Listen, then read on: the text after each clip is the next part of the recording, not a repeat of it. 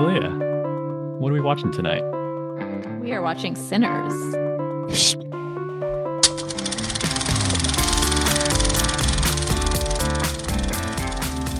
Wow, look at that. That's For 9:30 podcasting at right night. there. That's At right. That's 9:30 at right. night acting.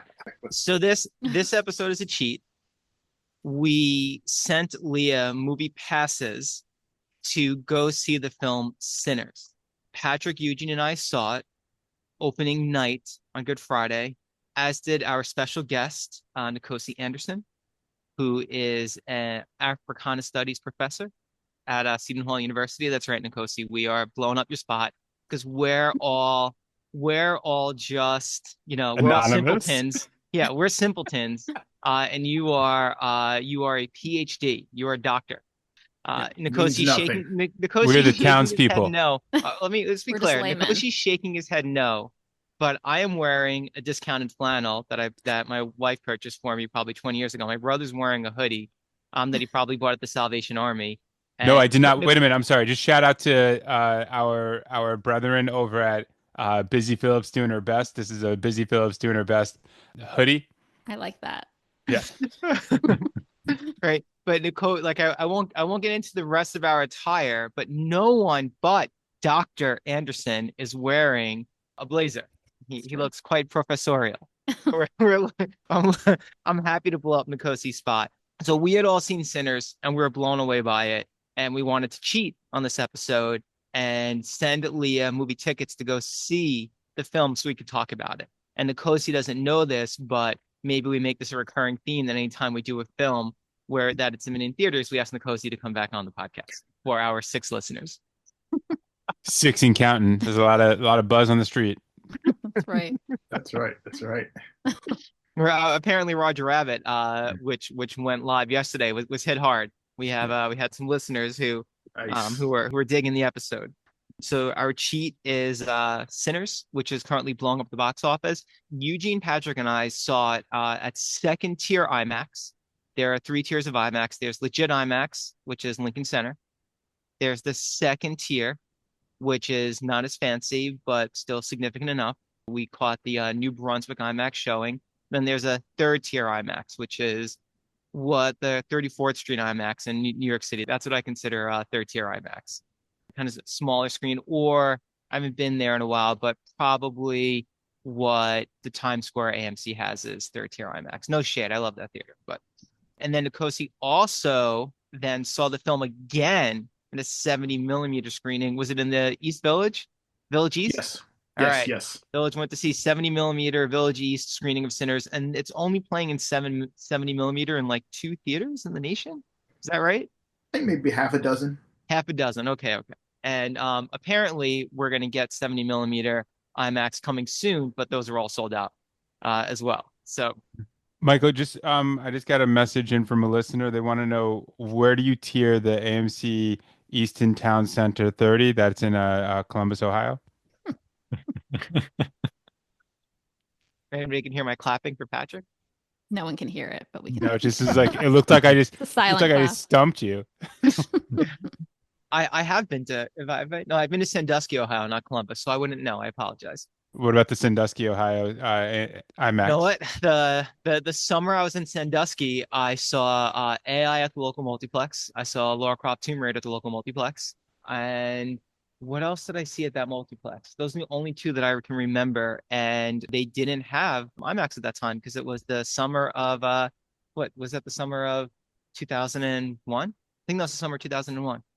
Yeah, so what I'm getting here from the listeners is that in Ohio, there's only the one IMAX that's in Columbus.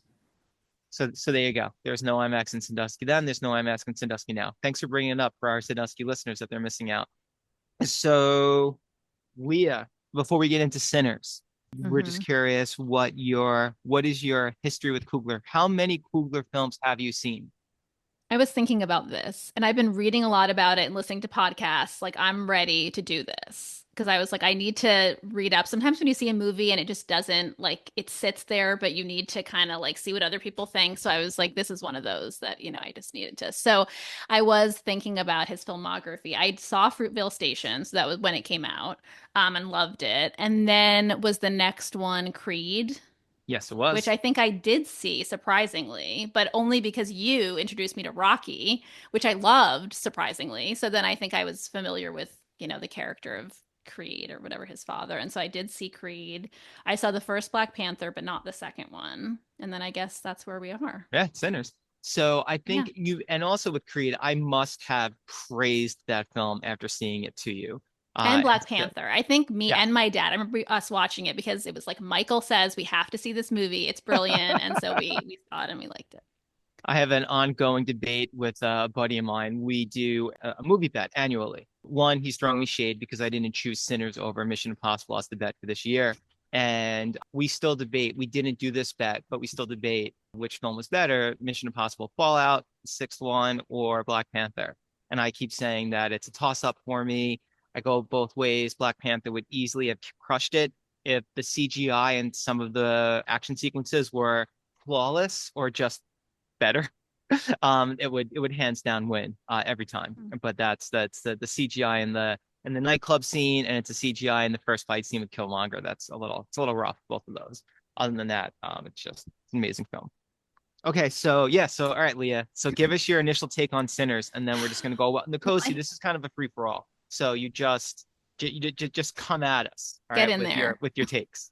I also feel like I shouldn't necessarily start because this is a new release. You haven't, I mean, you did see it before me, but we're all like processing it similarly. I will say, just as a disclaimer, I feel like I didn't have the greatest movie watching experience. So I wasn't given the instruction to see it in IMAX, and I didn't. I saw it on a smaller screen, and I feel Mm, like the sound and the lighting were off. Like it was really, really dark. I kind of couldn't make out a lot of it, and I was just sort of annoyed throughout the whole movie because I was like, this is not the way it's meant to be seen. And I was sort of like, yeah, feeling wow. a little frustrated. So it definitely, yeah, kind of played into my experience a little bit. So that is frustrating. So as we'll get this out of the way now. Every movie should be seen in the best possible theater it could be seen in, right? So if it's playing in IMAX, then I highly recommend seeing it in IMAX. If it's playing in Dolby, with the cushy chairs and the surround sound. Only if it has that effect, then that's the one to Mhm. see it in. That is quite frustrating. I do recall, I think the most frustrating movie experience I ever had was seeing The Dark Knight the first time I saw it, midnight screening, Thursday preview night, and the aspect ratio was off. So like the ends were Mm. cut off where you couldn't see certain scenes, and it was beyond frustrating. So I apologize. So I guess Well, it's we not your can fault, start. but Yeah, yeah. but still, I mean, No, and I knew something was wrong. Like as I was watching, I'm like, this is way too dark. Like I know I'm supposed to be seeing more of this. And everything just felt really small. I don't know. I realized I hadn't been to a theater actually in like a year and a half. wow.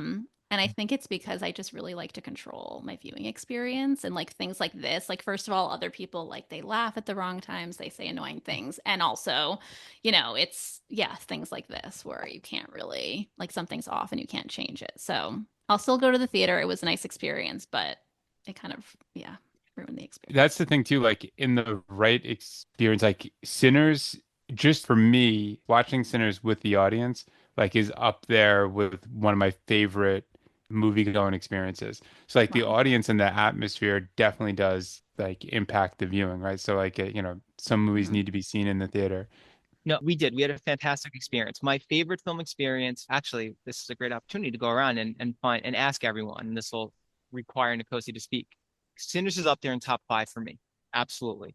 And Top five what? for top five viewing experiences in the theater. Yeah. Number one, Wow. like by far, I had the opportunity to see Mission Impossible Ghost Protocol in Lincoln Center IMAX Saturday evening, 7 p.m. It opened limited. There was not an expectation for the movie.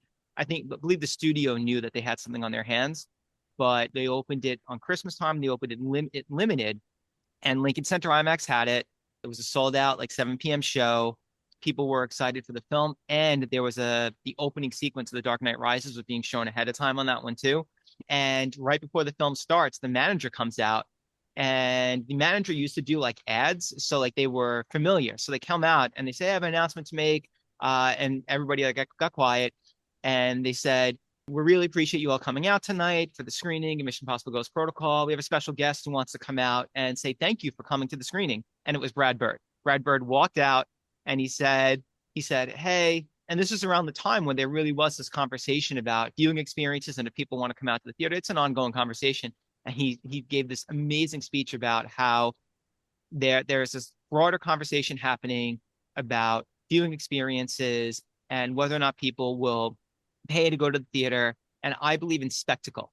And clearly you all do as well. I'm paraphrasing. You all do as well because you're here for spectacle. Thank you. And then he just left and it ruled. I remember him saying spectacle a couple of times. And that's exactly what that film was. That's what that experience was. And so that was it. And this is easily in my top 5. Patrick and I took our kids to go see King of Kings ahead of time on the insistence of a family member who really wanted for us to take our kids to see it. We didn't know much about the film. It was certified fresh on Rotten Tomato. The voice cast I really enjoy. So I wasn't sure I thought it was safe to go and see it. And I watched it and I was just angry throughout it. It was not safe to see. It made me like violently angry. And I had a feeling that I knew, this film we're inevitably going to talk about religion and spirituality when talking about this film. And I was so frustrated, but I knew specifically on Good Friday, this film opens on Good Friday. And I believe it opens on Good Friday with intention, right? Like years ago, right? Miramax opened Death Wish and Planet Terror on Good Friday. And that did not work well. People did not want to see it. I went on Holy Saturday, right? Of course, I was going to see it opening weekend. But even then, seeing it, I enjoyed it, but it didn't feel in tune with like the culture in the moment. And it didn't make a lot of money either. This movie overperformed that weekend.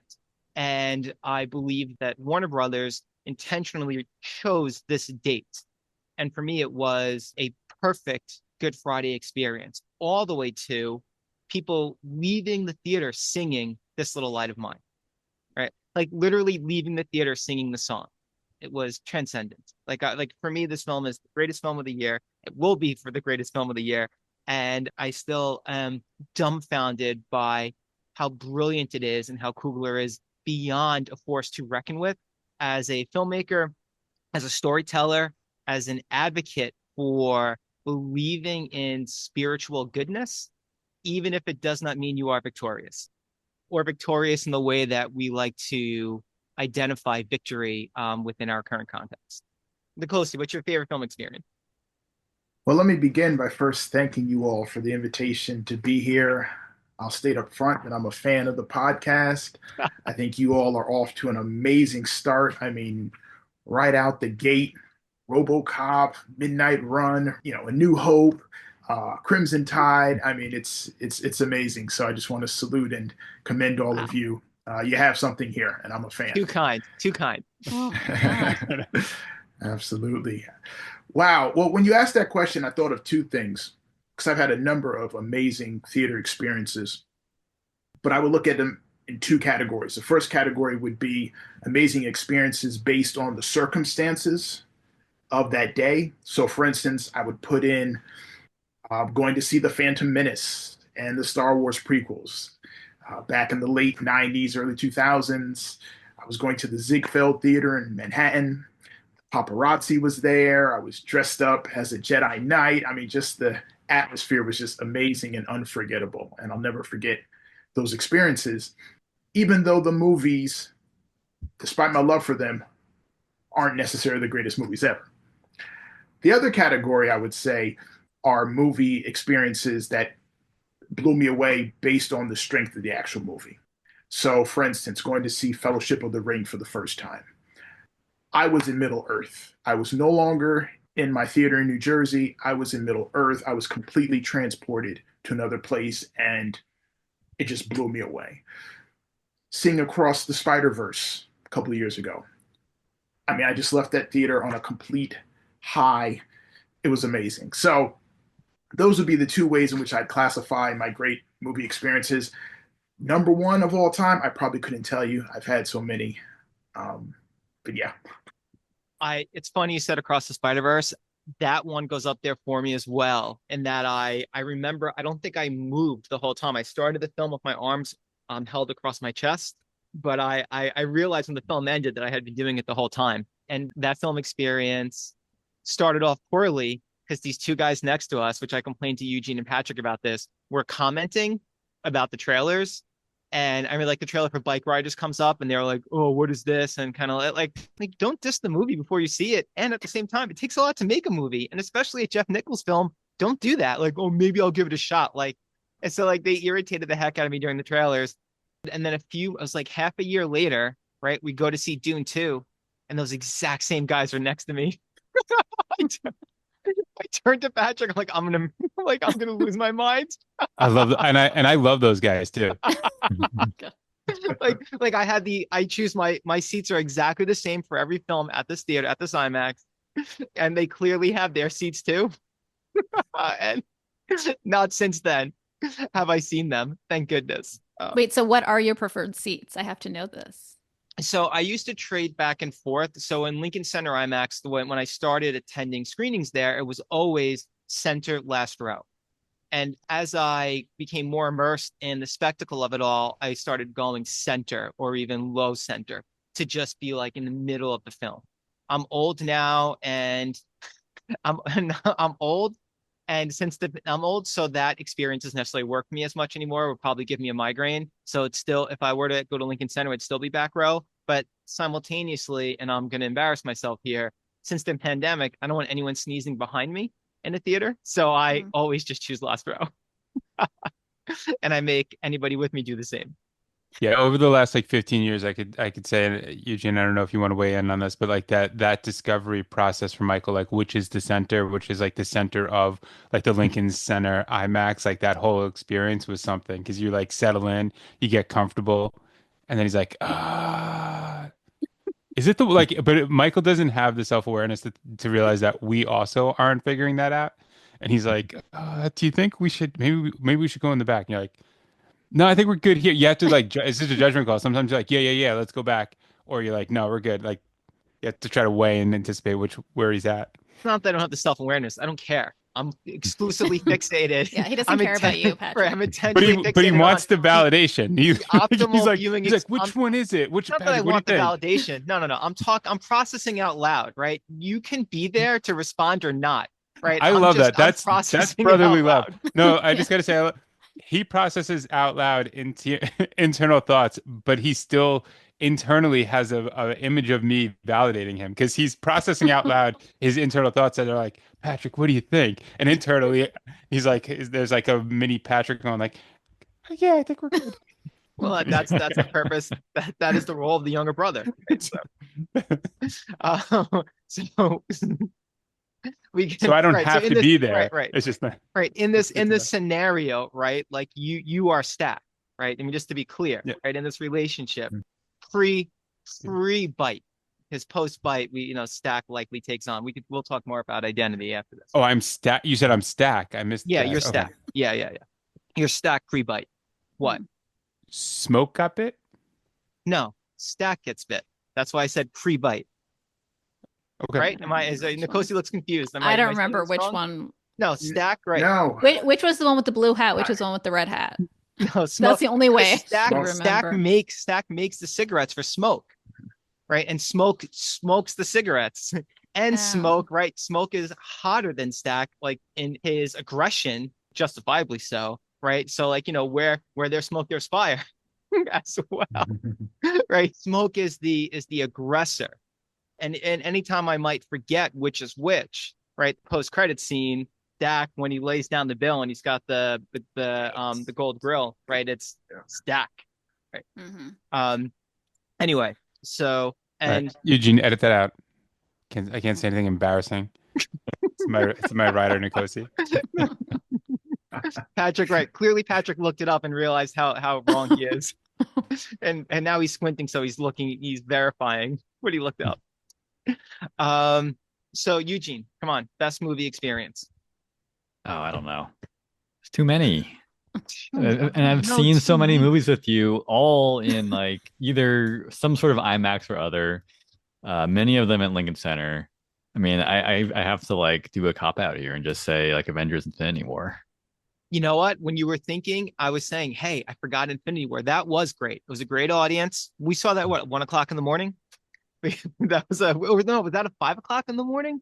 I think it Oh my was a God. 5 a.m. show. It was still dark. We went down to the deli to get like bagels, I think. Why would you do that? Why would you see a movie at Opening 5 a.m.? because the way the when those films were coming out, same with Interstellar. Interstellar was 1 a.m. We got out at 5 a.m. and that killed me Oh my for like Yeah. the God. next 48 hours. But they would all sell out and they would have them rotating around the clock. So we just you Oh. got the one like for Star Wars, we got 1 a.m. I think for the first Star Wars. Lincoln Or Force Square Awakens. for Force Awakens was 1 a.m. Last Jedi was 5 a.m. And then, of course, because no one cared, we did an afternoon episode 9 in Lincoln Center. That was a regular afternoon show. We didn't do Um, Last Jedi at 5 a.m. yeah, we did. We did last. It was just me and you. I don't know what Eugene was doing. He Yeah, was probably like maybe he was in Australia for that one. It was 5 a.m. because we went to have lunch in Bronxville with with Leah. Leah and her parents. Yeah, but Oh. I thought that was like a little later. But yeah, okay, all right, 5 Yeah, I a.m. I think it was a remember. 5 a.m. show.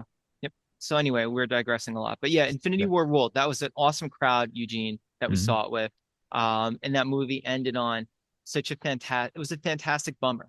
Like the piece to which one, I love that film. I love so much of that film. Certain scenes of that film, like I can be in my most despairing. And when Captain We got America wait, wait, we has got to be careful because Leah hasn't seen it, and future episodes, Nope, nope. spoilers. Well, that's fine. We'll spoil it because we will cover that film at some point. When Yeah, yeah, Captain she's America catches the spear after the subway passes, and his shadow goes into frame, and the music comes up, the tears of joy. That film has these amazing moments. Talk about another film. I think that film parallels with this one in that they lose in that film. They lose, they lose severely, and it matters. And at the same time, it doesn't matter because they all advocated for each other, right? Even if they were going to lose, right? They lost by advocating for one another and not allowing anyone to be left isolated and alone. Like that's what makes that film special. And this idea, I think with Sinners, there is an argument to be made, right? Because I'm curiously of the podcast you've been listening to. I've looked at a few articles, I've listened to a few interviews and some podcasts as well. For anyone who hasn't, the WTF podcast with Coogler is amazing. Like that is like Marin's interview with him is fantastic. yeah. Um, but I think there's an argument to be made that right, like Smoke and Stack in the beginning of the film, they return home, right? They've been all over the world, right? I mean, literally all over the world. Fought in the First World War. They were up north in Chicago, right? Like the Great Migration. They experienced that and experienced the reality of that as well. There's a narrative to the Great Migration of what that was supposed to be. And they've experienced it and said, no, and understood that it's not that, right? They even were in a space like a Tulsa, Oklahoma, like a Black Wall Street. And they've had all of these experiences and returned home. And they didn't return home believing that home would bring them prosperity. There's an idea of prosperity and with a healthy amount of hubris to create prosperity, but they understand what they're entering by returning to the Mississippi Delta. And I think that right there, that decision speaks to, right, I think an overarching theme of aligning oneself, right? Like making choices and trying to do something good or aligning oneself with something good. And one, you don't necessarily win. And two, that whatever you're aligning yourself with that's good, like it doesn't define you as holistically good, good with the capital G, right? And that then you are entitled to victory and prosperity, right? It is the choice that you make more so than anything else. And then the consequences come. Leah, what was your favorite movie going experience?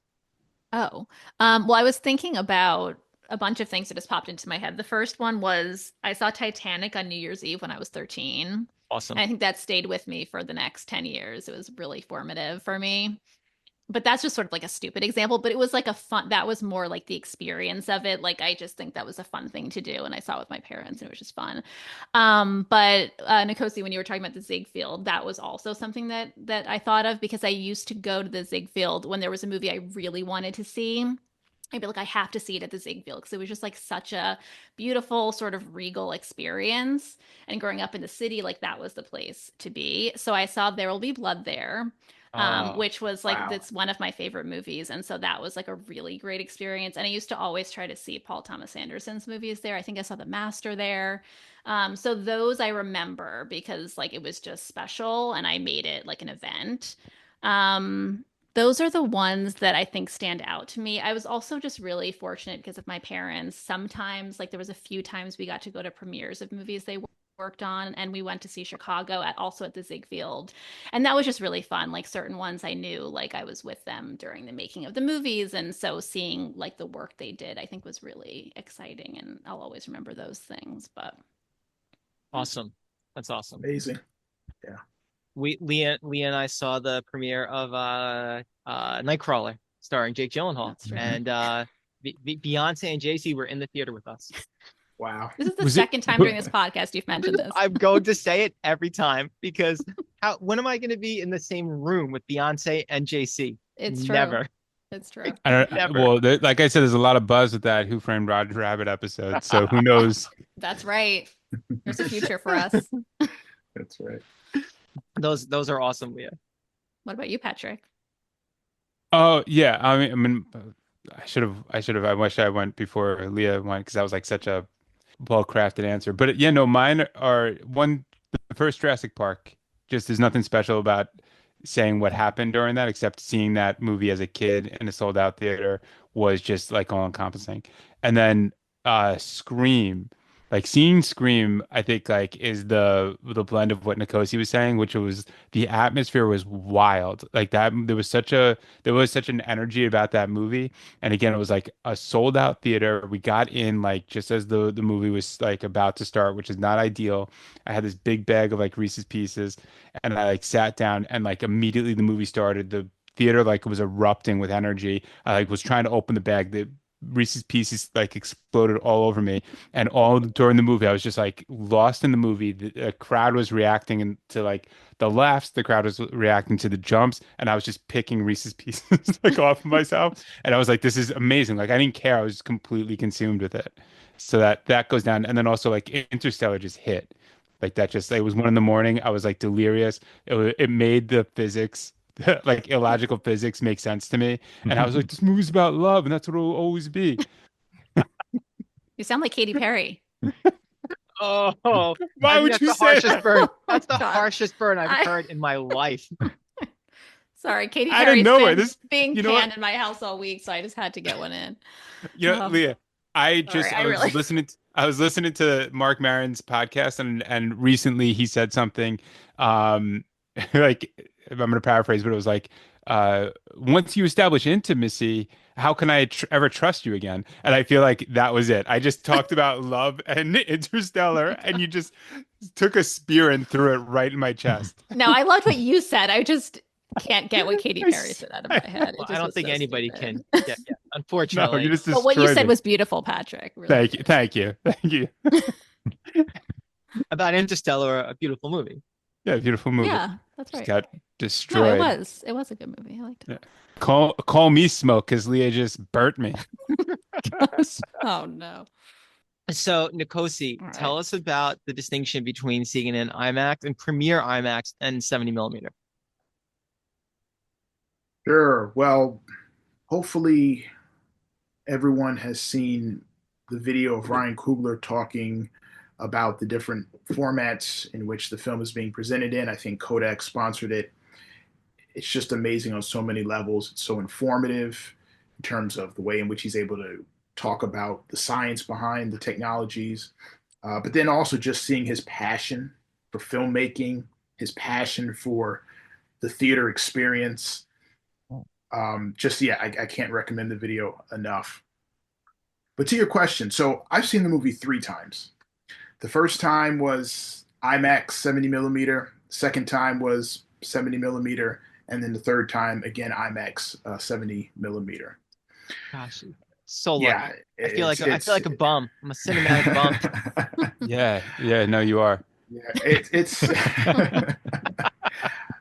my level of hype for the film was just off the charts going in. And I will say after the first screening, it was amazing. In my mind, technically I knew it was a great film, but there were some questions I had, perhaps a couple of issues here and there. Seeing it a second time, every last concern I had about the film was resolved. In addition, I saw things I didn't see the first time around, and then again the third time. So this is a film I think that rewards repeat viewings. To your question, I think the joy of seeing it in 70 millimeter was I could hear the projector going on in the background. I saw it at the Village East, so it's an old fashioned theater similar to the Ziegfeld. The architecture is just amazing. And then knowing that it was the rarest of formats being presented was a thrill as well. But the 70 millimeter IMAX, you just can't beat the immersive element of it, both visually.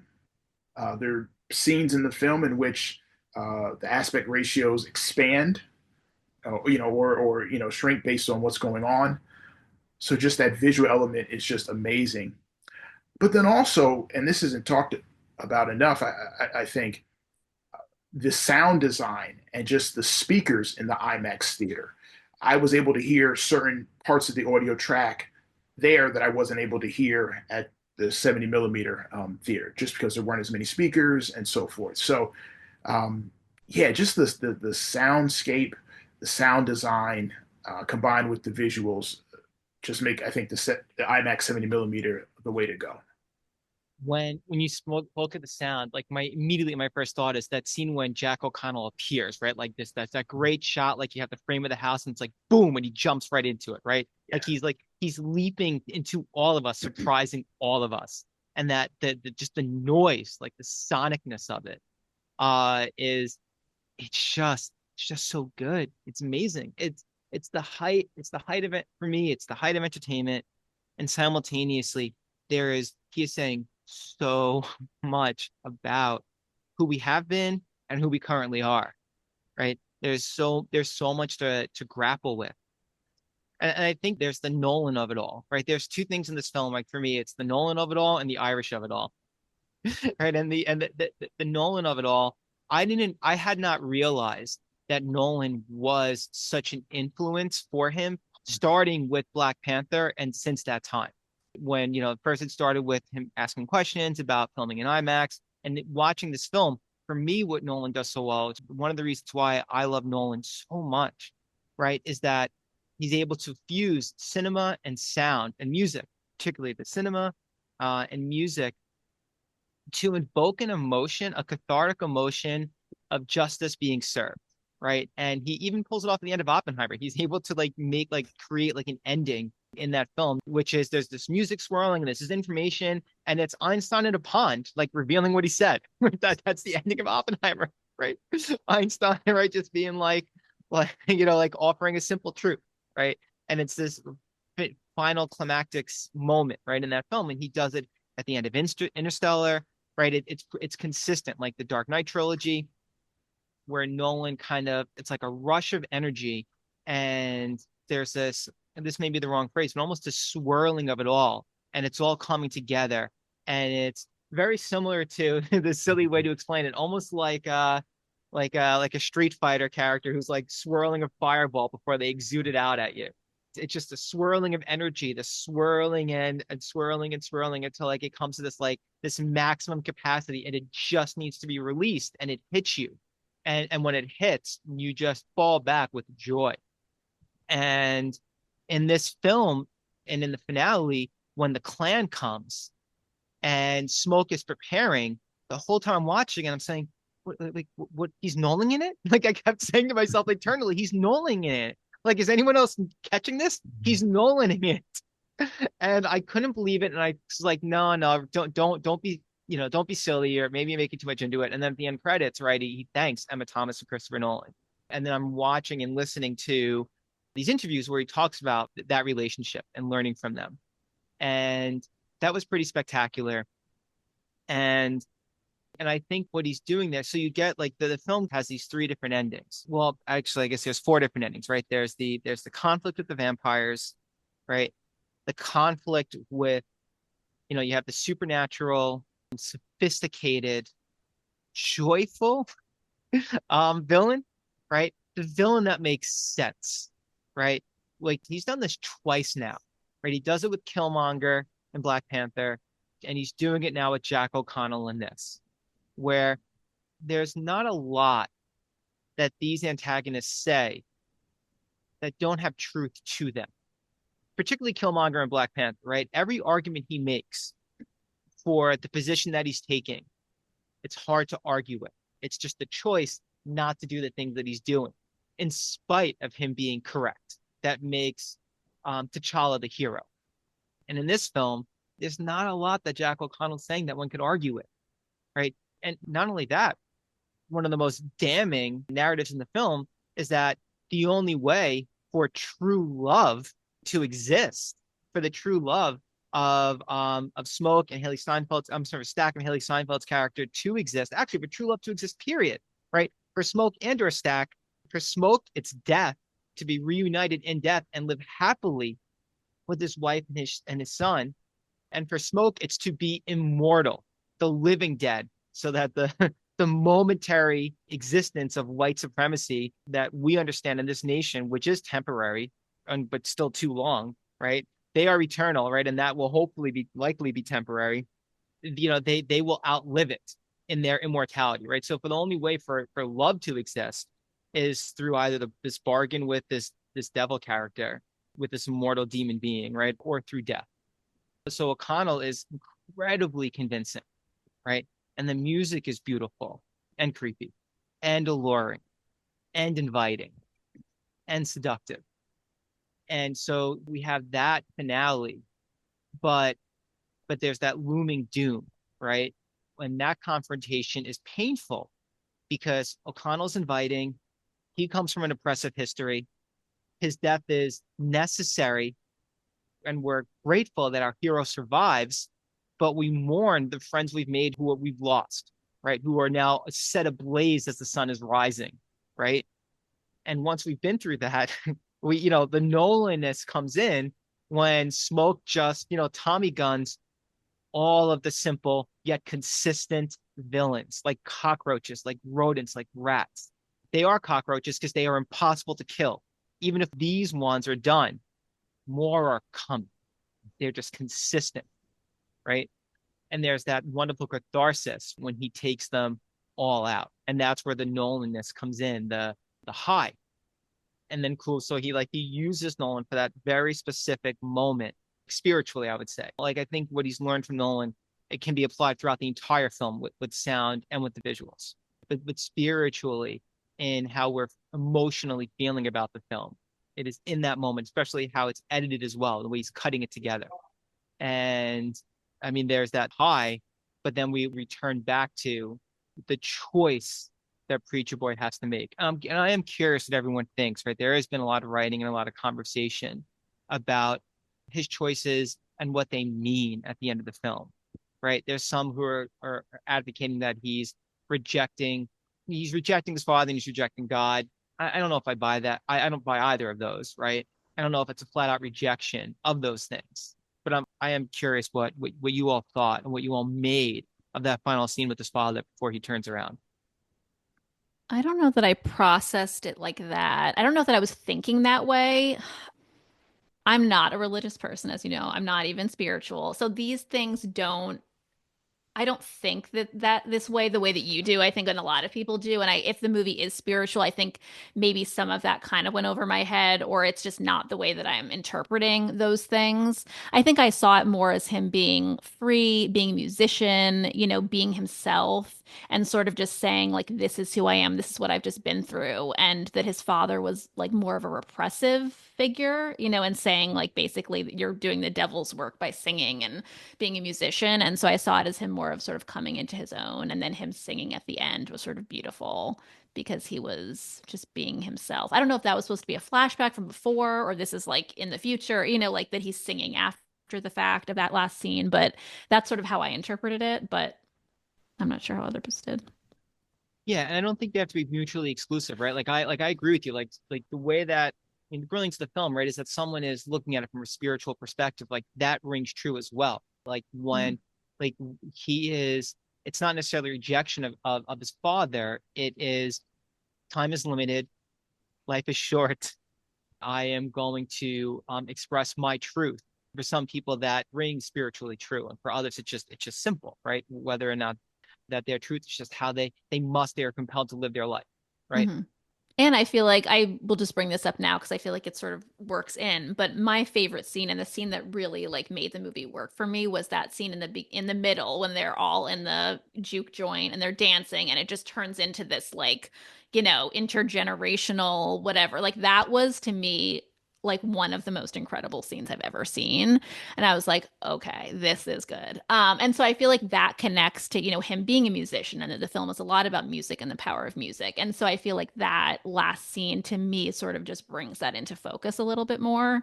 Because yeah, I just found that scene to be like the most powerful in so many ways.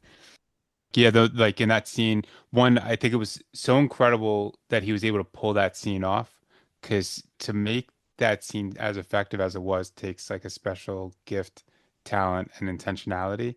And that like pulled in the power of music, but really it's like the power of storytelling and the power of like a kind of understanding your history.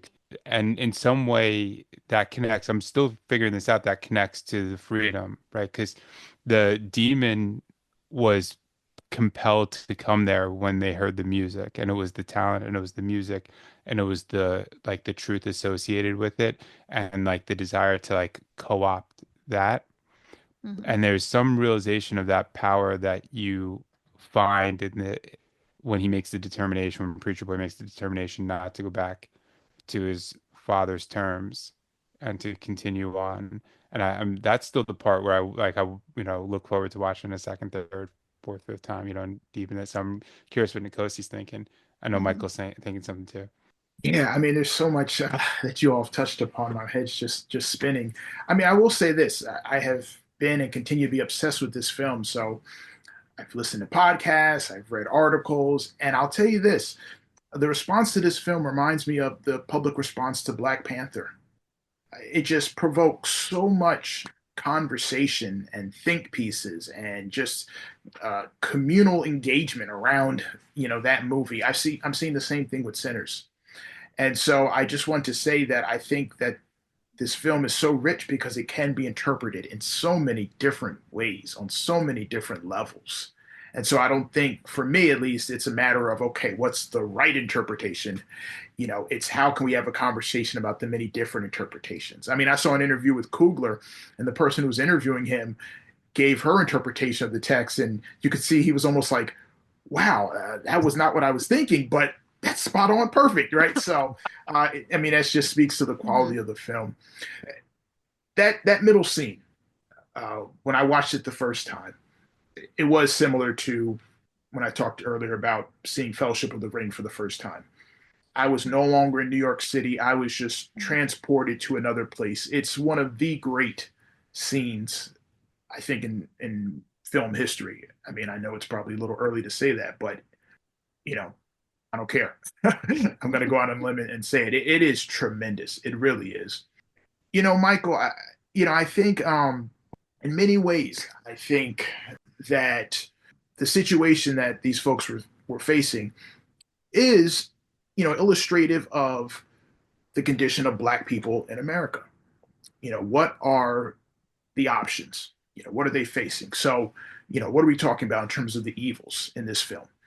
There's the KKK, there's white supremacy, there's Jim Crow, segregation, there's the chain gang, prison industrial complex, right? Foreshadowing that. There's sharecropping, tenant farming, so poverty, poor working class conditions. So these are the day to day realities of folks. And it's tough, right? And it sucks. So, what are the other options? Well, I think some might interpret Remick as being the invitation to come and assimilate into culture, lose who you are, right? Find a way to to fit in.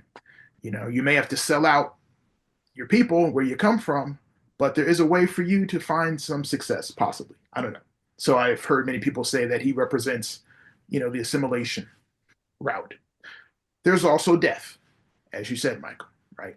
This world is hell, so let's, death, there's somewhere else.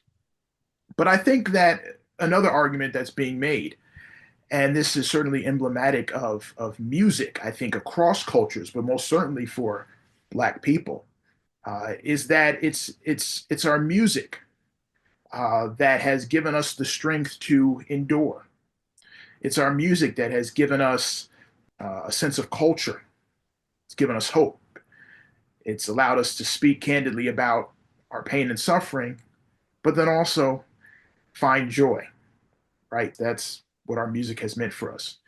Whether it's been the spirituals, right, that folks sing on Sunday mornings in the church, or Saturday night at the juke joints, like we saw represented in this movie.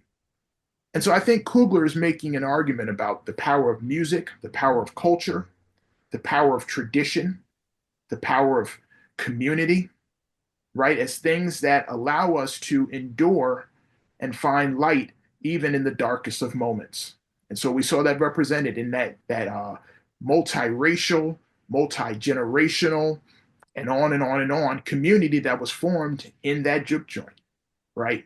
Obviously, the night ended terribly, but as Sammy and Stack reflected in that mid-credit scene, what came before was the greatest day of their lives. And so I think that's a major theme of this film. That's something that I pulled from it.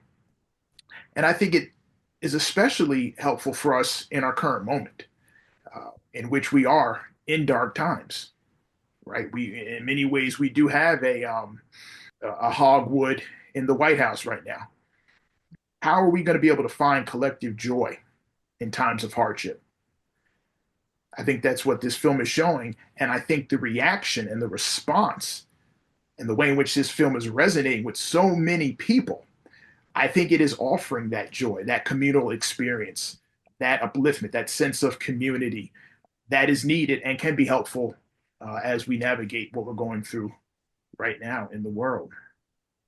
So there's one take that I have, I don't think is too hot, and another one is quite hot. So I'll do the not too quite hot one, right?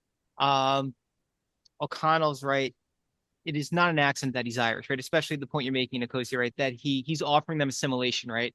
And which group of immigrants, which group of people in this land, whether taken to this land without choice or coming to this land by choice, or even with the Irish, how much choice do they have if they're starving to death in Ireland? Is it much of a choice to immigrate here if your home has been taken from you? So if children are dying of starvation with green stained teeth from the grass that they're trying to eat to nourish themselves because all the food has been taken by the British. So the last group to fully assimilate, and by fully, what I mean is almost cynically, the last group to become white, right? They are the Irish. And then how do they assimilate? Specifically, the Irish. I'm thinking of two jobs in particular. Cops, firefighters. The Irish become white by assimilating into these roles of power and authority. And then by almost begrudgingly, right, they get to become white. And then the gates are sealed, right? It's closed off, like the bridge is burnt. No one else gets to become white after that. Yeah. Right. And he's offering this to them all. And it's a bargain. And this is my hot take. He knows Preacher Boy has the power to destroy him. He is tickled by Preacher Boy's power.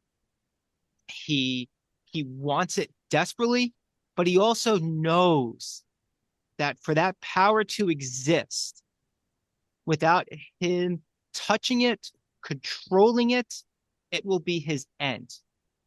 So I think that he's a brilliant manipulator in his invitation to immortality, but it's more than anything else, self-preservation.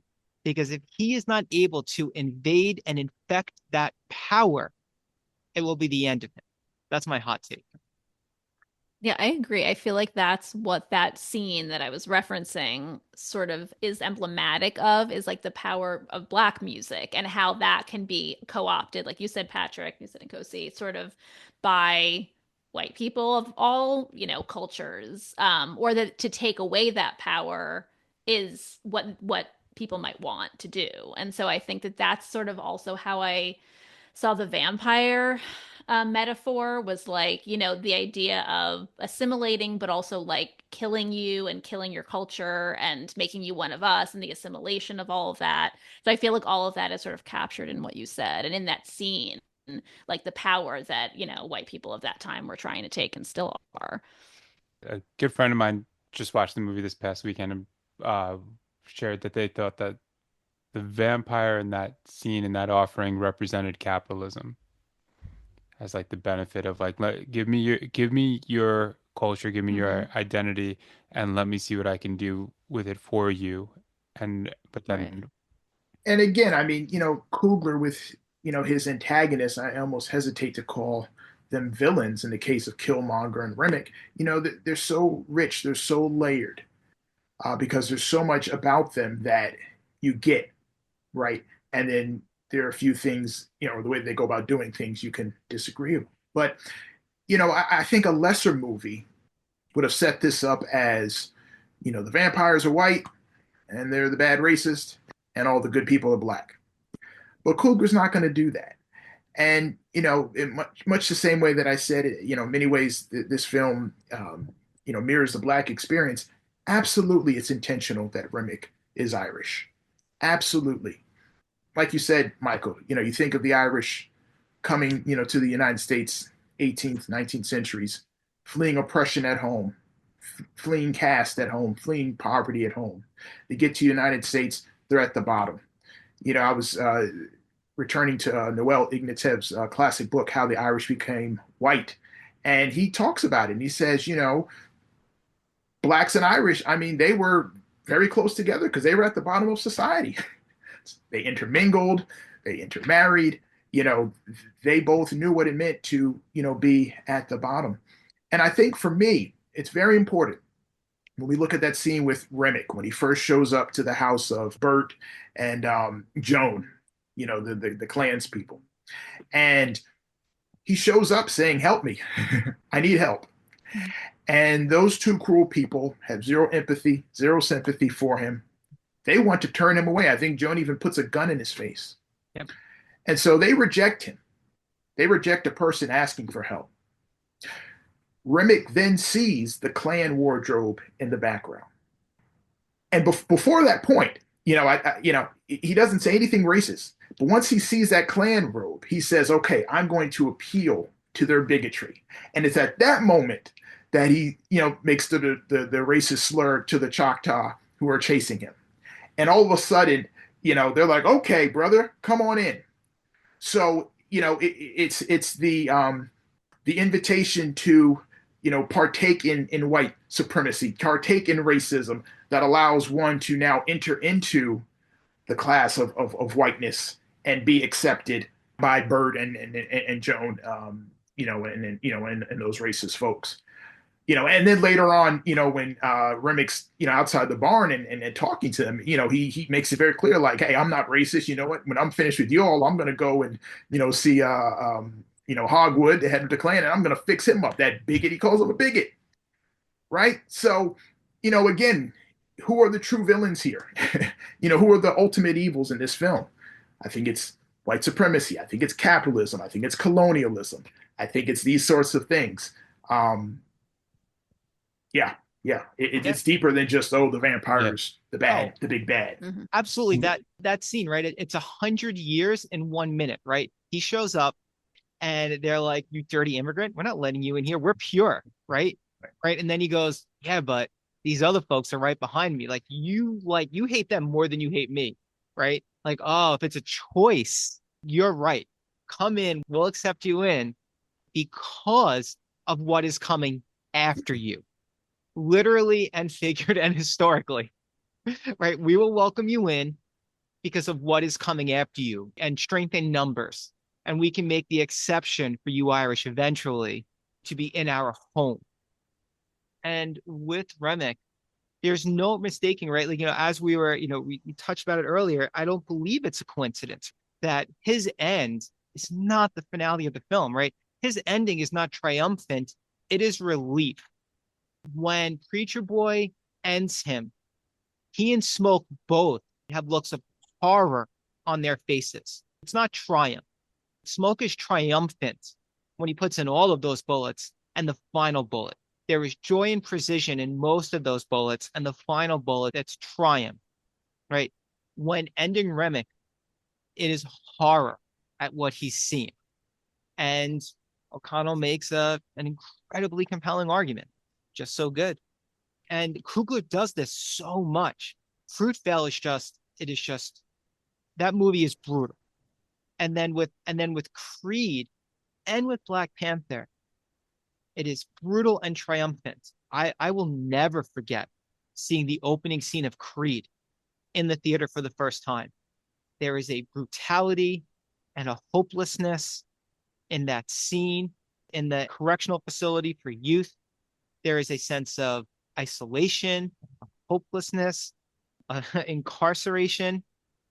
And here comes an invitation from wealth on the outside, right?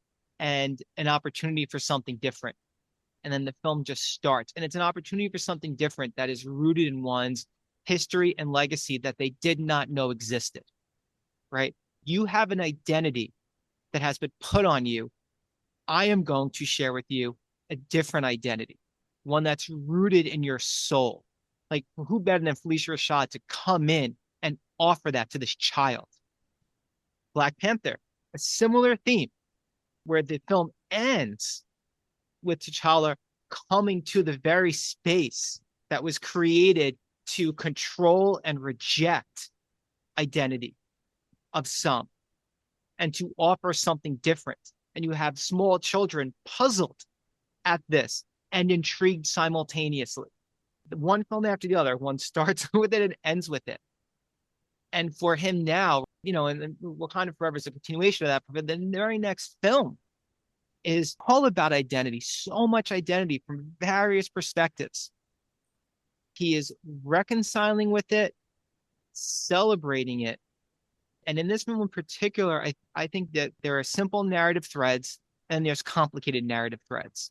Like, what makes that first post-credit scene, right? And that's why I talk about like goodness, because the idea that the vampire's soul, according to Annie, right, is trapped almost like in a limbo, like they are a vampire in this world and on this earth, and they're disconnected with their soul, which represents a purity and a goodness, right? Like their genuine self, right? Who they were meant to be, right? We're going to follow it very specific, like religious tradition that the film, right? And when I talk about these things, one, I'm talking about it, right? It is my own faith tradition, but I'm talking about it as that, and I'm also talking about it narratively, right? So in narratively, right, the soul is pure with the lowercase p, right? And it represents who we're meant to be, which is only something good. And by good, I mean something that's not predatory and that doesn't hurt other people.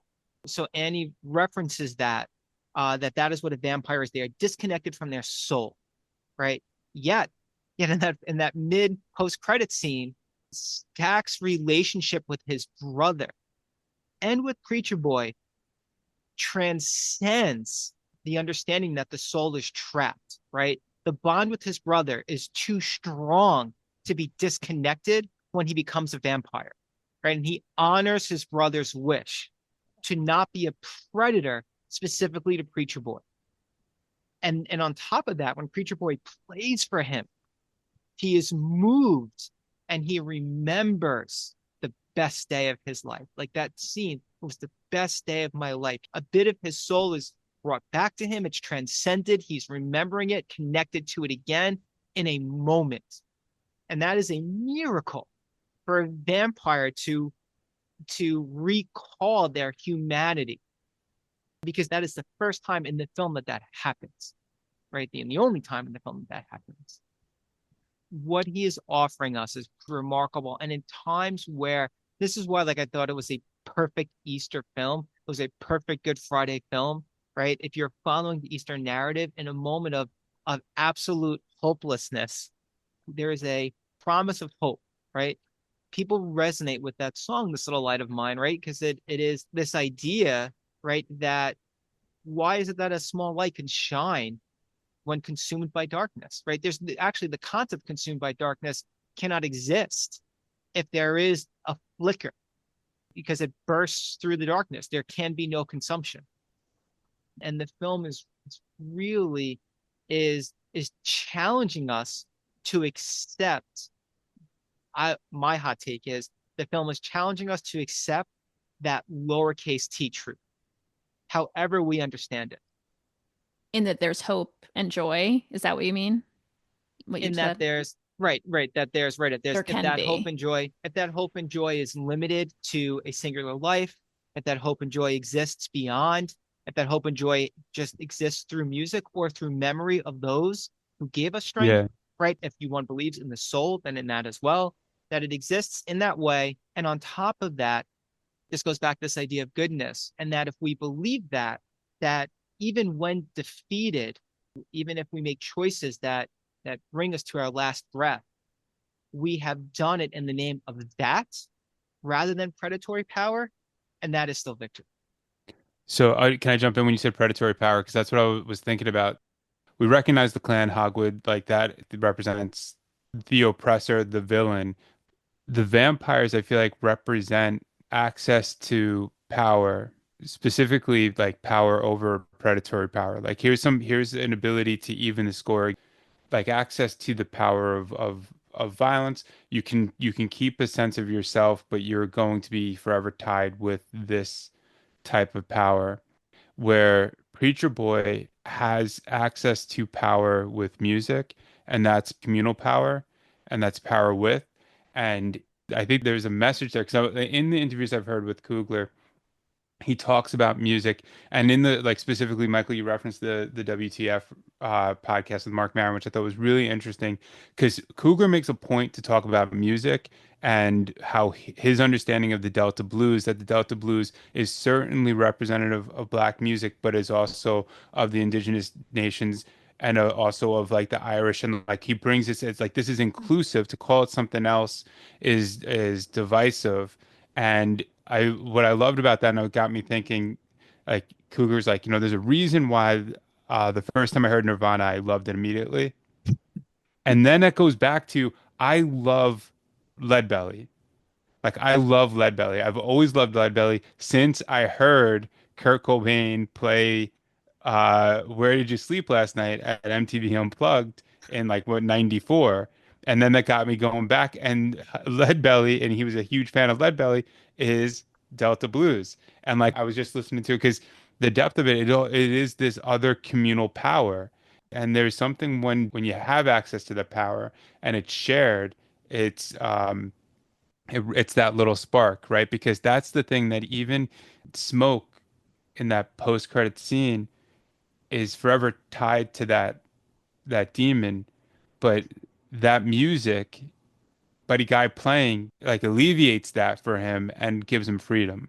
It gives him a little bit of like the sunshine on that day. That reminds him of that bond with his brother, with his family, with his cousin. And that, like, for me, I think that's why this movie, that scene, that mid-film scene is probably, like, I agree with Nkosi, will like forever be like one of those great iconic scenes in film because it represents something that we all will forever need. Mhm.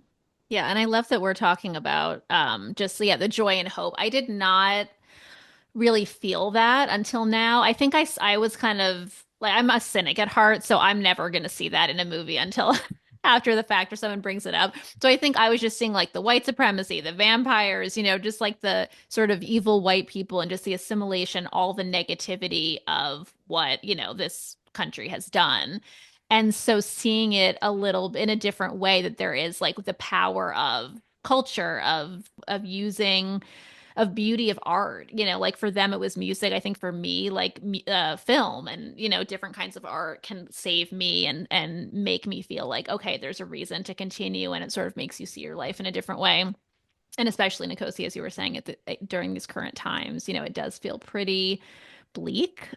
So finding things that can like get you through and make you remind yourself of the humanity in the world and in people is really powerful. So I like seeing this film that way, and I definitely am sort of revisiting it. And it definitely makes me want to rewatch it, and sort of look at it in a bit of a different lens. And Leah, just to like jump off that too, so interesting in my work and in my office. I haven't seen people respond to a movie since like I mean this is fairly recent, but the Barbie movie. It's like the same thing. Like all like this, we saw This is this. so much better than the Barbie movie. Don't get me started on I'm not Barbie. saying it's not. I'm just saying like the way that like gradually Coming from everybody Barbie. might. Hot Well, like we'll take. I get hated Barbie. the. Sorry. I know everyone We'll get loves there. I'm Barbie. gonna my yeah. But I just like there's been this like ripple in my office of people seeing it. This week, Hmm. like five or six people in my office saw it. And then this week I'm like walking into somebody's office and they have like Pale Pale Moon playing. Like they're just like I can't stop listening to the music. And I've been listening to Buddy Guy. Like I'm like it's just the way that the movie sticks with you Hmm. in this other deeper like cultural way that goes back to like it's like similar to like going to see like Batman 1989 and now I'm buying Batman comics. Like it just becomes this other thing. There's a great energy to this film, and I think one of the things that I've been most pleasantly shocked about is the widespread appeal of this film. People are excited, people are drawn to it, and I've been trying to think of some of the reasons why, but I think one of them is just I think this spirit of inclusion that Coogler tries to weave in his works. I mean, we've talked about the power of music and culture, art, and what these things mean to people, and also the fight to preserve these things, right? So this movie talks about Black culture and the fight to preserve that. I had a student in one of my classes the other day talk about Irish culture. She's Irish. And she was talking about the band Kneecap. And I think part of their popularity stems from the fact that they're trying to bring back traditional Irish language and culture. And that's why they're, being celebrated. You think of indigenous people in this country, Choctaw and other tribes, the fight to preserve their culture, their lands, their way of life, right? And so these things that make us who we are, they're our strength. They can help us in so many ways, but then we also have to constantly fight for them. So I think with Coogler, whether it's music, whether it's culture, even shared histories of oppression, right? So whether it's Irish oppression, whether it's Black oppression, whether what the Choctaw are going through, there's so many different ways that I think, and I'm probably not being articulate here, that Coogler's movies I think draw people in and says like, hey, we can have film, we can have movies, we can have conversations that really pull everyone in. I mean, I think of how powerful seeing the Dora Milaje were in the Black Panther movie. Here, you have this all female bodyguard squad, the baddest warriors, in the world. Coogler was making a statement with that. I mean, I know it goes back to the comics, but he was making a statement with that, right? The fact that in this movie, he goes to great lengths to show the presence of the Mississippi Delta Chinese during that time. He works with the documentary filmmaker Dali Lee. She put out a documentary, I think about 7 years ago, which looked at this history. And Coogler saw that, brought her on as a consultant for the film. And so the presence of Grace and Bo is historically accurate. So just by having those two characters who aren't side characters but integral to the story, people are able to see themselves and say, hey, it's just another way of pulling folks in. So I'm not being clear here, but I think Coogler, it just has a deep commitment to inclusion um, that I think is seen in his films, but then also behind the camera. So I'm thinking of his cinematographer, Autumn Arkapow. She's the first woman to have shot a film with the IMAX camera, right? So he's making history, right? I could go on and on, but there's just something about his films that I think draw people in, You're and I think a absolutely lot right. of it is that conclusion, that inclusion. Yeah. There's no way I didn't get emotional when and I keep spacing on the vampire's name, the Irish vampire's name. Was it Rimmick. Rimmick. When he's like when Preacher Boy starts saying the Lord's Prayer and he goes, "Oh, I know that one too," and he references Gaelic and the eradication of Gaelic. Like Yep. it hit me. Like I was like, "Oh, like Yep. okay, that's," and that like there's all of those that intentionality is felt. Piggybacking on a lot of what's been said, great stuff that's been said. So I think, was it Rachel Morrison? Yes. Um, yes, thank you. Right. So like cinematographer of Black Panther, his filmmaking experiences are always collaborative, right? And even and so much is intentional as well, right? So we talk about Yeah. so who's hunting the vampires and sees them clearly, like the Choctaw, right? And they were here first, right? And with being here first can imply a stewardship over the land, not ownership, Mhm. right? But a stewardship over the land and a responsibility to the Yeah. land. And as a result of that, they can see clearly, right? Like who the vampire is not going to trick them, right? They're not going to allow themselves, no matter how much brutality they've experienced by oppressors coming in, right? To not see the vampire clearly as well. So they have this entitlement to protect the land, right? Even if they're also protecting those who've come to take from them. They're not seeing it that way, right? They have a very specific goal and they will not be manipulated, not be susceptible to the manipulation, right, of the vampire. And that is, I love the way, right? It is so simple, right? It's a small scene. We all want more of it. I mean, everything, one, I wanted more of it, right? I know Nkosi and I spoke, we wanted more of it. Most of what I hear or listen to, people want more of it as well, right? Uh, so, Sinners too, right? And then and the way that he connects things. I remember when I was teaching, my first year teaching high school English, I intentionally taught canonical literature because it wasn't being read as much as it had been when I was in school and before me. And I think it's important, right, to be able to read canonical literature in high school so that when you're utilizing resources later or doing your own things to be like, oh, I read Hamlet, so I want to connect this to like this narrative, et cetera, right? And students said, hey, if we're reading this in English class, could we have an elective where we read something else? Sure. What would you like to read? We want to read Jay-Z's Decoded. Sure. And it ended up being a real gift because in Decoded, Jay-Z is talking about the power of using adjectives, which I laughed at because I said to them all, see, what I'm teaching you in the core classes, what Jay-Z is advocating for as well. But he writes about very specifically in Decoded, Nirvana, and that when Nirvana emerged and what they did in a very brief moment, right, is that they were the death blow to hair metal through music. And for Jay-Z, what hair metal represented, white supremacy. And Nirvana came in and eradicated the voice of hair metal. And he applauded it in the text. And whether or not that is accurate, I would say that there is truth to that. But for him, he felt it through the music. And that music meant something to him of them coming in and doing that. So I also wanted to jump to when I was watching the film, when the leader of the clan is begging for his life, I have money. I cannot wait for Smoke to unload the Tommy gun into him.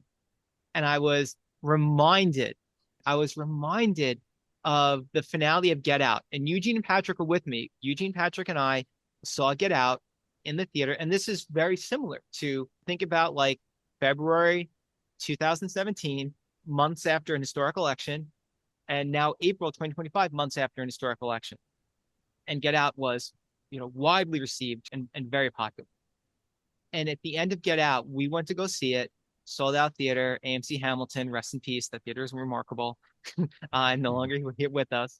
And I actually First year. we went with the former student of mine who at that time was an undergrad. He since then went to law school and now writes for a law magazine, an online law magazine.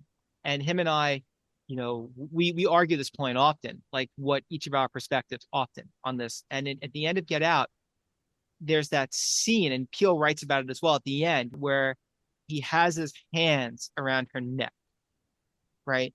And in the theater, he's contemplating strangling her, and she's leaning in, advocating for him to do it. And because she's leaning in and advocating it, I'm in the theater shaking my head, knowing I'm shaking my head, saying, please no, please no, please no, to myself, specifically because she's advocating that he does it. And the student who's sitting next to me is openly saying, yes, yes, yes, advocating for him to do it. And the movie ends, and like immediately I turn and I'm like, and I just want to say no, right? I want to have like a harsh no, and here are all the reasons why no. When the predator, when the antagonist, when those who intend to do harm are joyful when we act, we must pause and say no.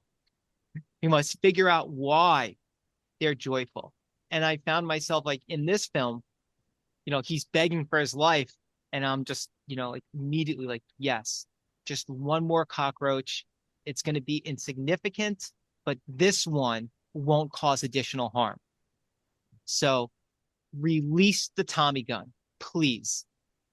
And it was, for me, it was like a real juxtaposition. I was trying to figure out why I had those two visceral feelings. And it comes down to when the predator smiles, even if we think we're being victorious, there's always that, why is that predator smiling? Why are they happy? I'm glad you brought up Get Out because I was thinking about Get Out a lot. I feel like Get Out is kind of a precursor to this in some ways, just in terms of what it's addressing through like kind of allegory and horror, which I had never seen before Get Out. So I feel like in a lot of ways, and it's still one of my favorite movies of all time. I just think it was so genius. But I agree. I had that same experience. I saw that in a theater, which was a really amazing experience also. But yeah, I forget what, I guess it was he was strangling her or something. Whatever it was that he killed her at the end. They were out by the car or something. Yeah, and he And does it, right? He releases his he hands, does right? kill her. Right. Yeah. And And he releases her hands and lets her live. She survives. He oh, in the original film, so Peele had shot an ending where he does kill her and the police come, right? And mhm. they either arrest him or they kill him after he kills her. One of the two. They And he's arrest like, him. Yeah. yeah, they arrest him. Okay. And he's like, I'm not gonna do that, right? So in the Kahlua, when he's strangling Allison Williams, Mhm. he stops because she leans in. She like right, Okay. her leaning in and saying, yes, yes, I know it. I know you, and this is who you are. Right. She's Right? asking Do for it. She it. wants Right? him to, yeah, do something Do it. terrible. I still win. Right? Right. And he stops.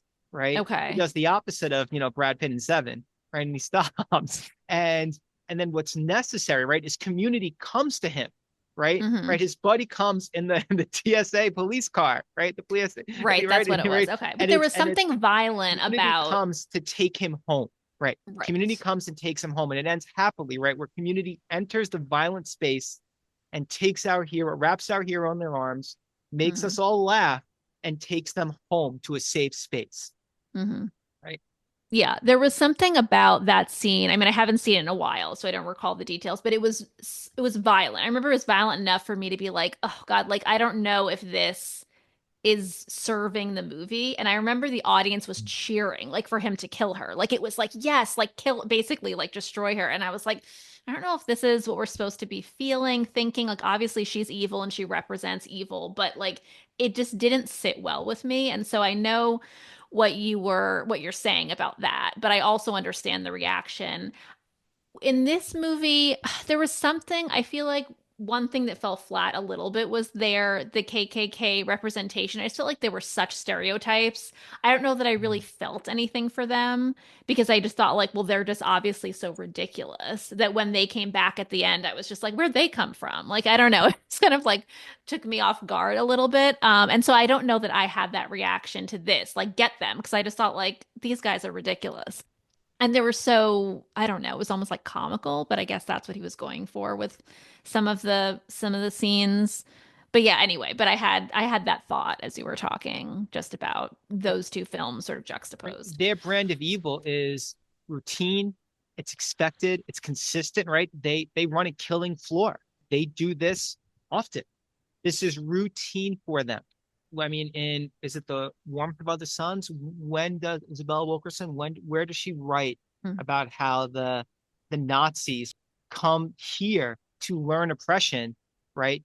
Pre power, like the Hmm. pinnacle of their power, right? To Jim Crow South, and like, oh, Yeah. you can Yeah, do we this. taught them what to do. Right. You can get away with. Wait, you can do this. We can think Yeah. you can do this. This is fantastic, right? We're learning from you. right? And it is so simplistic, right? That there is a horror to the simplicity and the stupidity of their evil. And if they are so stupid and they have permission to be so sloppy and stupid and so public about it, what does that say about us at large? They come to kill in the day. They don't come at night. They come in the morning, at sunrise, when it's brightest out, to commit, right, their Yeah. acts of evil, protected in the land. I don't know, and maybe I might be wrong, but and Nkosi, you've seen it more. But I got the impression that this was like late morning, that this wasn't at sunrise, because sunrise happened, Right. but then he Right. A had little time bit. to Right. A little bit. prepare. Right. A That's little bit. true. Late. Sure. Yeah. Late morning. 'Cause- Still morning. Still He morning. was Like taking it's the But guns right. out at sunrise because it was like yeah, pink, the pink skies. Yeah.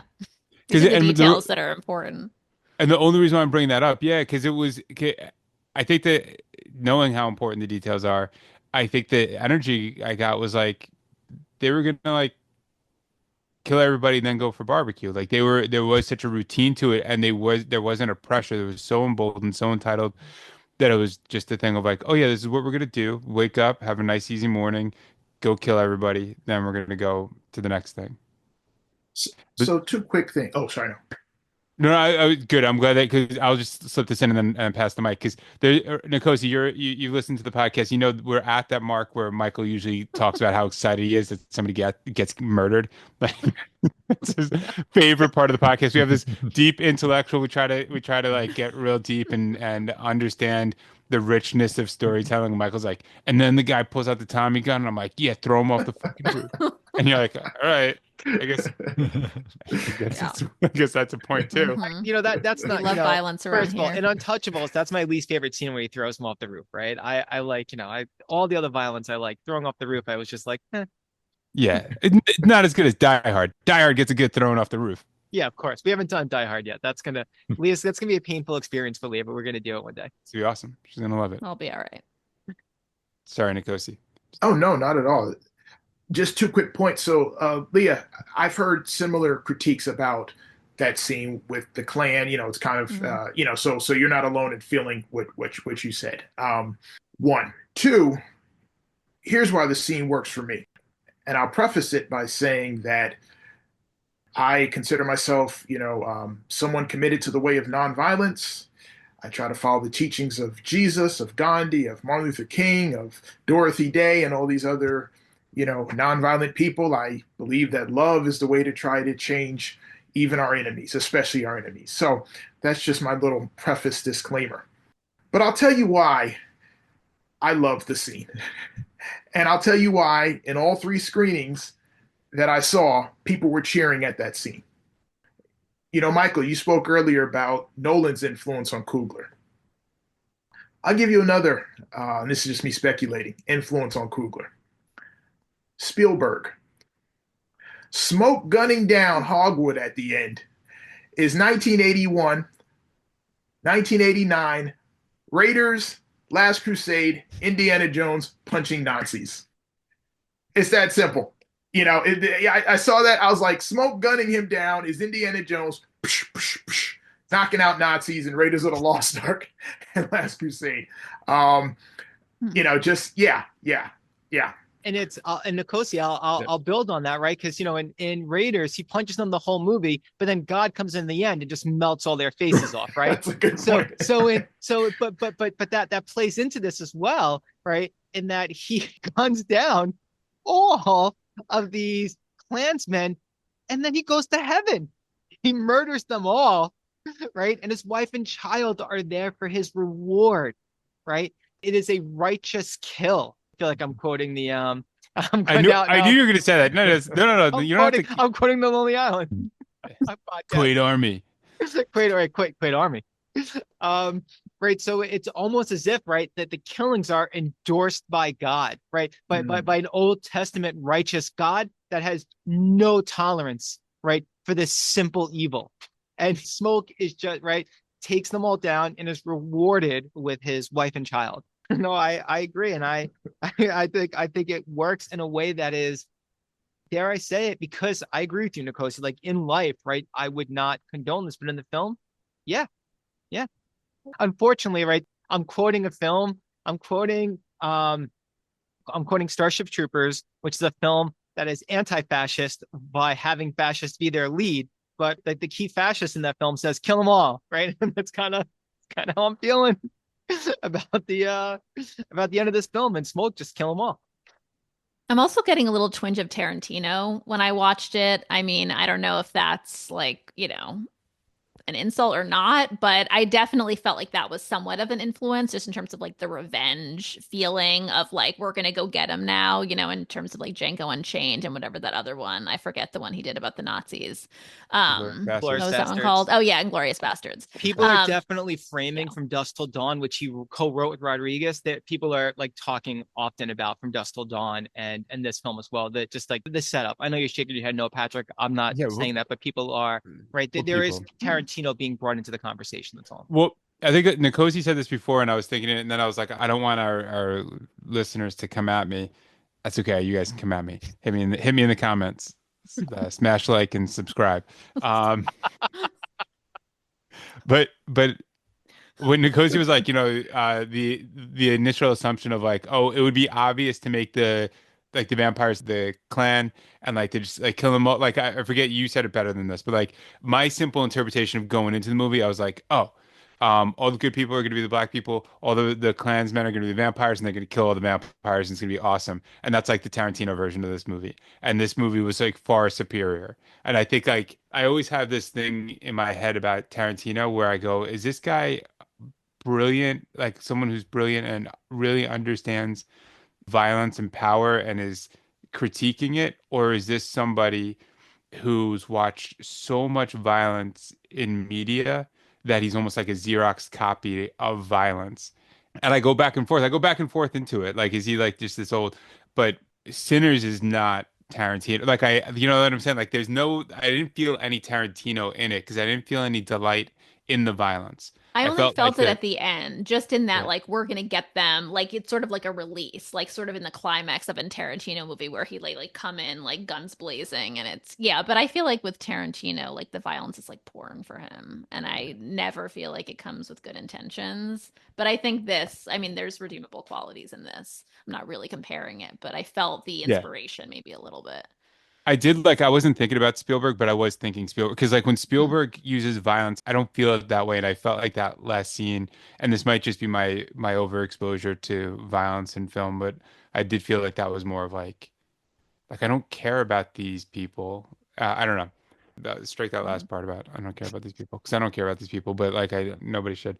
Um, but yeah, just going. Yeah, I'm rambling. Eugene, you're supposed to cut me off. He's not. Well, I'll cut you You off let by me saying flounder. that regarding Tarantino, I understand your argument. I unfortunately recently rewatched both Kill Bills and Jackie Brown, and I say unfortunately in that Jackie Brown in particular, in there are pretty critical scenes in that film that in those moments Tarantino is doing something different than what he's currently doing. And there's residue of that in Kill Bill as well. And I didn't see it the first time I saw either of those films, but in time I've noticed it as well. And maybe as he's getting further away from those films, am I seeing it more? But Jackie Brown in particular and Kill Bill Part Two, well, actually both Kill Bills, there is something in those films that he's working out regarding his experiences through pop culture. I don't think that those things are being worked between reality and pop culture. And I don't think those things are being worked out much in the other films. I think it's pure infantile or joy or revenge fantasy on behalf of someone else or for someone else. Not Hateful Eight, but the other three of the last four. And in Kill Bill and in Jackie Brown, part of him is definitely trying to create a voice and a space for someone else with the resources that he has. Jackie Brown in particular, and I think that feeds into Kill Bill as well. And he's really trying to get into the head of those who try to oppress those voices as well when he's writing those pieces of those films. Nkosi, you pick up those Lionsgate steelbooks? I did, yes. Yes, of course. That's what I was recently watching. Yeah, I was having I having know. I had a blast a few hours ago. I actually just watched King of New York too. I picked up that one, and Nice. while watching that film and having this conversation, you know, that film is an ugly, ugly film, and I don't mean that in a negative way.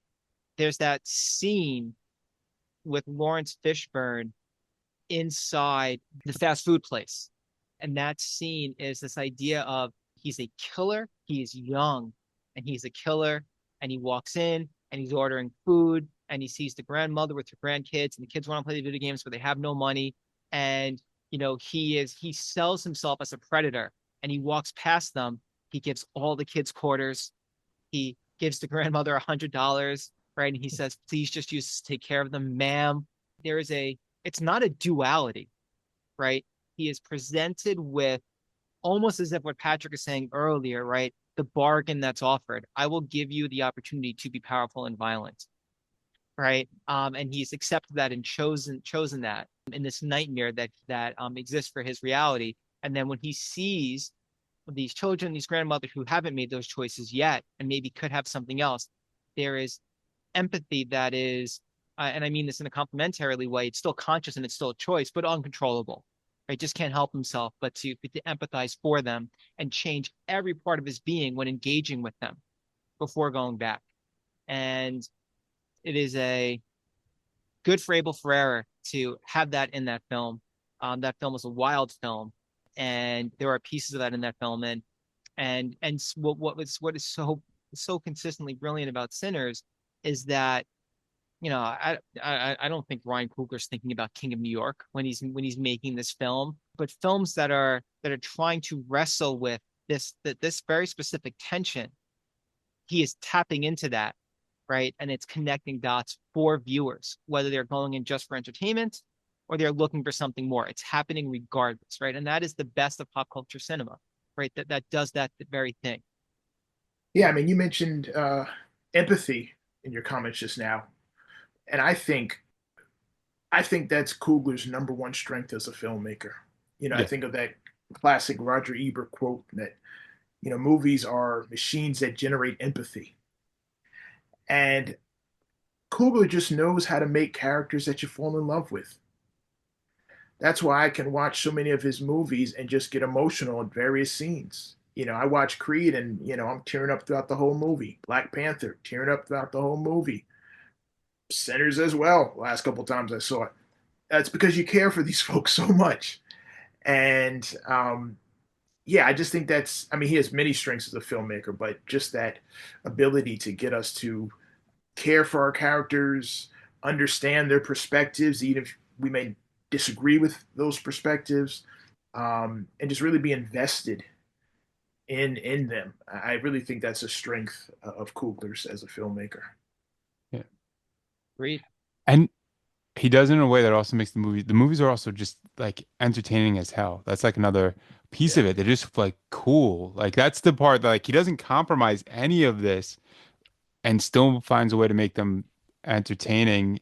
As we're like thinking about it, Nkosi, as you were speaking, I'm like, it's just a cool movie too. Like you could just watch it, like you could just watch that on like a Saturday. It's like Raiders of the Lost Ark, but deeper, like it has like and the cast. I know that we just have to say that the cast was phenomenal. Like Yes. actor by actor was just like so good. Like you're just obsessed with every one of those. Delroy Lindo like killed me. I mean, I was like laughing out loud at so much of what he was just the best. Leah, you He's talked awesome. about the theater experience, right? Like, and people laughing at the wrong thing. Our Hmm. theater was perfect. Like, there's Yeah. this. I'm not. I've talked previously about people laughing in theater that drive me nuts. And when Lindo nervously sips the alcohol, the entire Hmm. theater erupted appropriately. Right, Yeah. like it was amazing. Like I Yeah. was like, man, everybody just was like he's like looking around and he's sipping. People were like it was a release for everyone as intended. Coogler intended that, right? That Hmm. cut was for that reason, Yeah. right? And then of course he makes a heroic sacrifice, right? He rules. That guy's been robbed of so many Oscar nominations. It's absurd, Yeah. but this He's great. I would not be surprised, and I expect this film to still be quite prevalent during award season 2025. Oh, I yeah. think it's going to be Probably will be. a big player. And it should be. Maybe Linda will finally get his roses as he deserves it. Hmm. Jordan get his first acting nomination as he should, right? And maybe Coogler takes home the big prize. You see it. Michael B. Jordan should be nominated for 2 Best Actor That would be nominations. amazing. Yeah. Absolutely. That like aside from like it was great that they were wearing different colors. It was helpful, but like they were completely different personalities, and they popped both. Like he just did such a good job creating 2 different characters that were like distinct and that you loved. You feel like they love each. Like you, we. I didn't even. I shouldn't even say this because this is the first I'm realizing that they're not 2 separate people. Like you like we're talking about the love between brothers, and you believe the depths of love between Yeah. Yeah. No, I like a agree. You single really actor. feel like they're different people when you're watching the movie. I wasn't ever like, oh, that's just Michael B. Jordan trying to be 2 different people. Like they really feel like separate human beings. Well, Coogler, I mean, what he does so brilliantly, right, is, the film starts, you get that, not starts, you get the shot of them at the car. And my Hmm. first thought is, how the fuck am I going to figure this out? Like, that was my Yeah. first thought.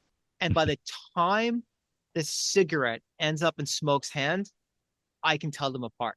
They are distinct. Like, with just that simple, that one incredibly complicated, right, but simple for us to Hmm. watch scene, like immediately, I know that they are distinct. Hmm. Amazing. Yeah. Everyone is operating at the top of their game in front of and behind the camera. I mean, on one hand, I love Coogler because he's loyal. I mean, half of his team are friends and former classmates when he was at USC. His editor, Michael Sharver, his partner with his production company, Proximity Media, it's him, his wife, Zinzi, and what's the name? I think he's Armenian. I forget the name, but we got to look it up. But his partner there, and of course Ludwig Göransson, Mm-hmm. who I mean, we talk about that Nolan Coogler connection. This guy is unbelievable as a composer. The work that he's put out so far in his career. I mean, be it Tenet, be it Black Panther, be it Oppenheimer, be it Creed, be it this. I mean, I think some composers are great because they have a signature sound. That's a John Williams score. That's a Hans Zimmer score, right? Um, but then there's also something to be said about none of your stuff sounding like anything else, and I think that's what Göransson is. And he tells a story about how I think it was his father who grew up loving the blues because a number of black blues musicians couldn't find work in this country, so they traveled overseas and they played, where he's from, and Sweden, right? If I'm not mistaken. I think so. Yeah, I read the same Yeah, thing. It was really interesting. exactly. And so his father fell in love with the blues, put a guitar in his son's hands, and Hmm. the rest is history. Yeah. But his work on this is just phenomenal. I can't speak highly enough of him and everyone operating at Yeah. the top of their game. Majority of our conversation, right, is Jordan, it's Coogler, we're talking meaning in the film, right? But the other production partner is Sev Ohanian. Yes, that's it. Yes, And thank you. but like, Haley Steinfeld, right? I'm not gonna remember everyone. The actress plays Annie. I can't believe I'm forgetting her name right now. Right? Mumi Masaka. Yes, yes, yes. Yep. Hmm. All of them just amazing. Like these scenes, like they take your breath away. Like none of the setup feels like setup. You're engrossed. The character actor gets shot in the ass. Amazing. Yeah. Right, right. like, Yeah. like just amazing. Right. The guy who gets shot in the kneecap. Right. Like all of them. The daughter, the look on her face. Yes, yes, Everyone is just is wonderful. Miles Caton. yes. I mean, like Freaky boy. Hmm. that kid came out of nowhere. Like, how Yeah. did he find him? That voice, like, there's I was listening to Unspooled. They did a no spoilers episode on Sinners and a Minecraft movie. So like, we're just gonna talk about these movies. We're gonna talk about them later. But Amy Nicholson, Nicholson. She loved Minecraft, right? yeah, I did and not. just being like. No, just being like it's fun. Like I enjoyed it. I enjoyed it, and I only watched like 60% of it. But she was like, they were talking about Sinners. The point is that they were talking about Sinners, and like what she said is like walking out of that movie, that's going to be like 20 years from now, that's going to be somebody's favorite movie of all time. Like, just like that, which was like such a good way of summing up the movie. But talked about like this Miles Caton, if I'm saying his last name right, Caton. Like you could find YouTube clips of him from when he's like a toddler, like 2 years old, 4 years old, singing gospel at his at church. Like other than that, like you can't there's no real history of him. Like there's like he hasn't been like he's a performer in his community, like in his church. I don't think he's acted before. Like I don't know where he came. I mean, I'm sure he has. Like, but I'm saying like he hasn't done. If you go on his IMDb, there's nothing.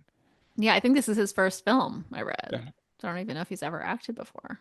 Yeah, Well, he's impressive. He will. He's Yeah. definitely going to be getting additional parts. Yeah. We could talk about this film forever, but I think we've exhausted this evening's conversation. Unless does anyone have any final comments other than we love this movie and we can't wait to watch it again. Nkosi for a fourth time, me for a second. I cannot recommend enough the Steelbook. It looks gorgeous. I cannot wait. It will be a prized possession when it comes in the mail. I've already pre-ordered multiple copies in case any of them do not come in mint condition. And I've ordered them from various spots as well. And before we go into the next film, anyone have any final words? Eugene. This is your job, Eugene. Leah, do you want a copy of the Steelbook? Sure, I'll take one. Yeah, I can watch it in my own home with good lighting and sound. That's and right. Maybe I'll have That's a right. different experience. Leah just found out that the video game system in her house that the boys play on is a PlayStation 5, which we're like, oh, now we can send Leah 4Ks. Yes. Oh, when I that's looked and you had sent me a 4K for Alien. So Yes, I knew have, it in was a fact, 4K. And when yeah. you said you thought it was a Blu-ray, I thought, I don't No think spoilers. you wouldn't know because if you put the 4K into the PlayStation, it would just play it. So yeah, I didn't even realize, there were actually 2 DVDs in there. I didn't even remember. I think maybe one was a regular Blu-ray and one was 4K. So I think I don't know what I watched, but I have a 4K of Alien. Because you're gonna love the episode on Alien. You're gonna love it. Michael's got some hot takes that I haven't gotten over. Really? I don't know what my hot Can't takes are. wait. I'm delusional. See, Leah knows exactly what I'm I was referring to. very tired during that episode, so That's right. all I have Yeah. to say. We talked about underwear a lot. Okay. That's- Okay. That's all we'll say. Don't say anything more. Don't say anything. Look, No. we have Nkosi represents 1/6 of our fan base. Let's not ruin it for him. Right. All Oh I my have to God. say is Leah was in complete agreement with me on that take. Leah started it, Not and I complete. She was in unfortunately I agreement. ran with it. Unfortunately, I ran with it. Yes. Yeah. Leah gave a take, and then you made it a hot take. Yeah, you really you took it somewhere else. Oh, okay, Leah, you were with me. during No, that. it was Now- I was. No, I agreed. I And then was with me the she was whole with you. time. She was with you, and then she was like, I think this is my stop. God. No, ridiculous. Oh my God.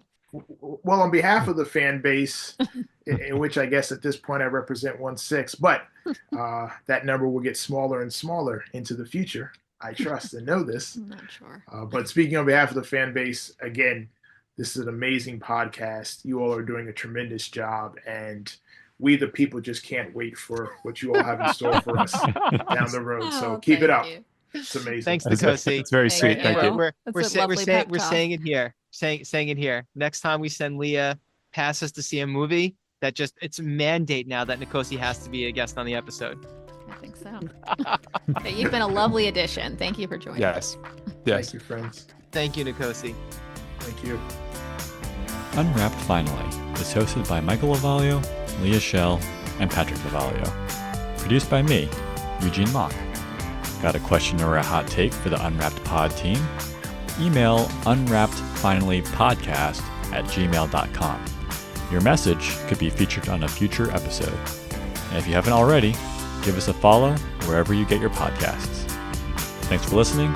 See you next time.